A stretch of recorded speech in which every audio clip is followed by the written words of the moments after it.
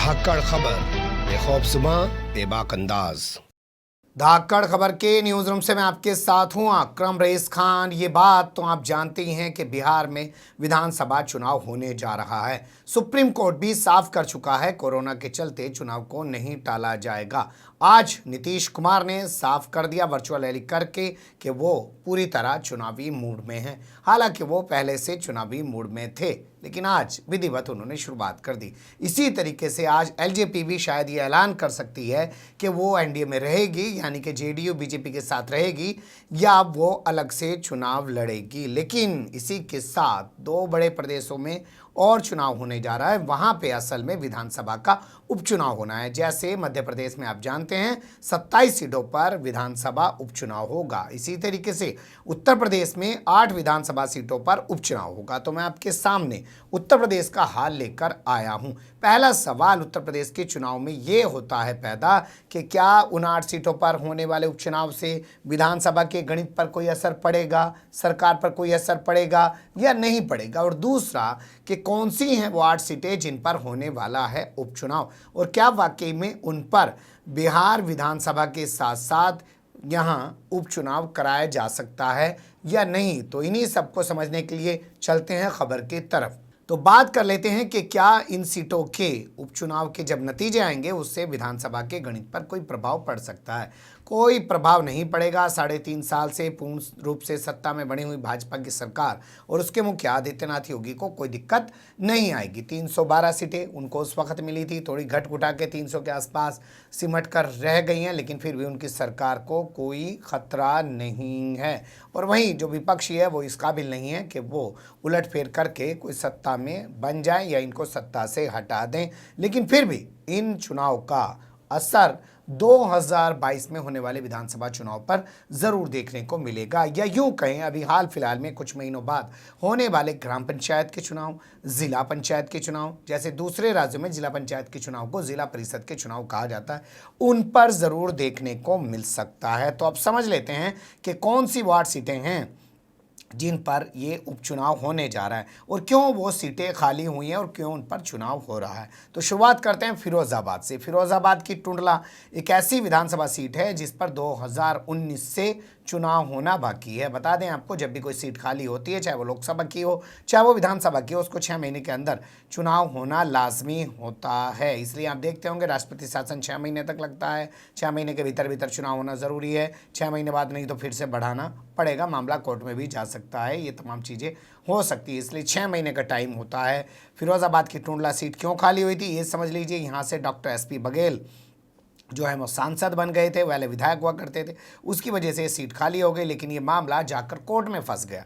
उस वजह से आज तक 1.5 बरस के आसपास होने जा रहा है। पिछले साल मई में चुनाव हुए थे, अभी तक इस सीट पर चुनाव नहीं हुआ है। तो अब उम्मीद जताई जा रही है कि बिहार चुनाव के साथ इस सीट पर उपचुनाव हो सकता है। उन्नाव की बांगरमऊ सीट, नाम सुनते ही आप समझ गए होंगे, कुलदीप सिंह सेंगर की मैं बात कर रहा हूँ। रेप का वो आरोपी ठहराया गया, हत्या का वो आरोपी ठहराया गया, दोषी ठहराया गया और उसके बाद उसको उम्र कैद की सज़ा सुनाई। बीजेपी का विधायक था और उसकी सदस्यता रद्द हो गई ऑटोमेटिकली, उसकी वजह से सीट खाली है। इस पर चुनाव होना है।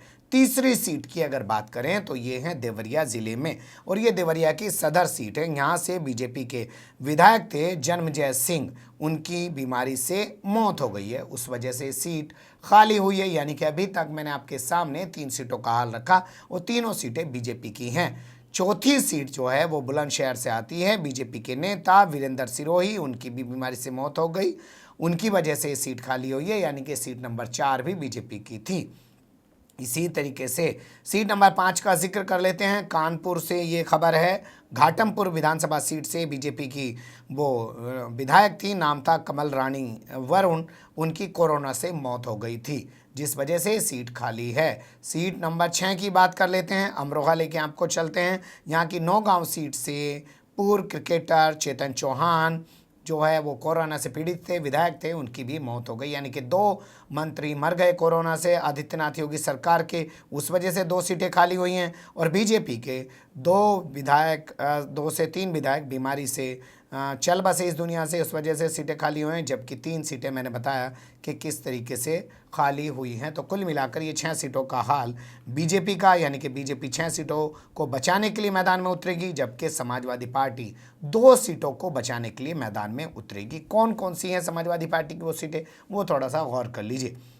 रामपुर की स्वार सीट है, जहां से समाजवादी पार्टी के विधायक अब्दुल्ला आजम यानी कि आजम खां के बेटे विधायक हैं, उनकी सदस्यता रद्द कर दी गई है। मामला कोर्ट में फंसा हुआ है, चुनाव हो भी सकता है, नहीं भी हो सकता है, लेकिन ये एक सीट है जिस पर चुनाव होना है। तो अगर इस सीट पर चुनाव होता है तो समाजवादी पार्टी अपनी सीट को बचाने के लिए उतरेगी। इसके अलावा जौनपुर का हाल देख लीजिए। जौनपुर की एक मल्हनी विधानसभा सीट है, यहाँ से समाजवादी पार्टी के विधायक हुआ करते थे पारसनाथ यादव, बड़े नेता माने जाते थे, उनका देहांत हो गया, उनकी मौत से ये सीट खाली हुई है, यानी कि समाजवादी पार्टी को अपनी 2 सीटें बचाने के लिए उतरना है और आदित्यनाथ योगी या यूं कहें बीजेपी को अपनी 6 सीटें बचाने के लिए उतरना है। 2019 के लोकसभा चुनाव के बाद फौरन 11 सीटों पर चुनाव हुआ था, उनका क्या नतीजा आया था वो देख लीजिए अगले पहलू में। लोकसभा चुनाव के नतीजों के फौरन बाद 11 विधानसभा सीटों पर चुनाव हुआ था, जिसमें से 9 सीटें बीजेपी के पास हुआ करती थी, 1 सीट समाजवादी के पास हुआ करती थी और 1 सीट बहुजन समाज पार्टी के पास हुआ करती थी। कुल मिलाकर इन 11 सीटों के जो नतीजे आए थे उसमें से बीजेपी ने अपनी 8 सीटें जीतने में वापस कामयाबी हासिल कर ली थी, जबकि उसको 1 सीट का नुकसान हुआ था। वहीं पहली बार उपचुनाव में उतरी बहुजन समाज पार्टी। हमको पता है बहुजन समाज पार्टी कभी भी उपचुनाव नहीं लड़ती थी, लेकिन उन्हें 2019 के लोकसभा के चुनाव के बाद पहली बार विधानसभा उपचुनाव लड़ा। 1 सीट बचाने के लिए वो उतरी थी, वो 1 सीट भी अपनी नहीं जीत पाई थी। मायावती ने सीट की हार के बाद मायावती समाजवादी पार्टी और भाजपा पर मेलजोल का आरोप लगाया था। समाजवादी पार्टी अपनी रामपुर की आजम खां वाली सीट जीतने के लिए मैदान में उतरी थी, क्योंकि आजम खां संसद चले गए थे, उनकी पत्नी यहां से मैदान में उतरी थी। समाजवादी पार्टी ने ये सीट भी जीती। इसके अलावा 1 सीट उन्होंने भाजपा से छीन ली, 1 सीट उन्होंने बहुजन समाज पार्टी यानी मायावती की पार्टी से छीन ली। तो कुल मिलाकर वो 3 सीटों पर कामयाब हुए थे, यानी कि समाजवादी पार्टी को 1 के मुकाबले 2 सीटों का फायदा हुआ था, बसपा को 1 सीट का नुकसान हुआ था और बीजेपी को 1 सीट का नुकसान हुआ था। वहीं कांग्रेस की अगर बात करें तो कांग्रेस ने 3 सीटों पर बड़ी अच्छी उपस्थिति दर्ज कराई थी, लेकिन वो जीत कहीं नहीं पाई थी, ना ही उसकी यहाँ पर कोई सीट इस उपचुनाव में थी। और अभी भी जो 8 सीटों पर उपचुनाव हो रहा है उसमें कांग्रेस की कोई सीट नहीं है। लेकिन इस बार ये जो उपचुनाव हो रहा है ये काफ़ी महत्वपूर्ण होने जा रहा है। 8 में से 6 सीटें बीजेपी की, 2 सीटें समाजवादी पार्टी की और लोक विधानसभा चुनाव से ठीक पहले का ही चुनाव और उसके बाद होने वाला ग्राम पंचायत और ज़िला पंचायत का चुनाव काफ़ी महत्वपूर्ण होगा। देखना दिलचस्प होगा क्या इन 8 की 8 सीटों पर चुनाव होगा या अभी भी कोर्ट कचहरी के चक्कर में फंसकर 1-2 सीटों पर चुनाव बाकी रह जाएगा। कैसी लगी आपको ये जानकारी? अलग से निकाल के लाएं, कभी कभी खबर के लिए पेट भी भरना पड़ता है ना चैनल का। बने रहेगा धाकड़ खबर के साथ। फिलहाल कमेंट्स के रूप में आप लोग अपनी राय दे सकते हैं, खबर को लाइक कर सकते हैं, चैनल को सब्सक्राइब कर सकते हैं और ज़्यादा से ज़्यादा हमारी खबरों को शेयर कर सकते हैं। फिर ऐसे ही किसी सुलगते हुए या उलझते मुद्दे लेकर मैं आपके सामने हूँगा हाजिर। फिलहाल अभी मुझे दें इजाज़त।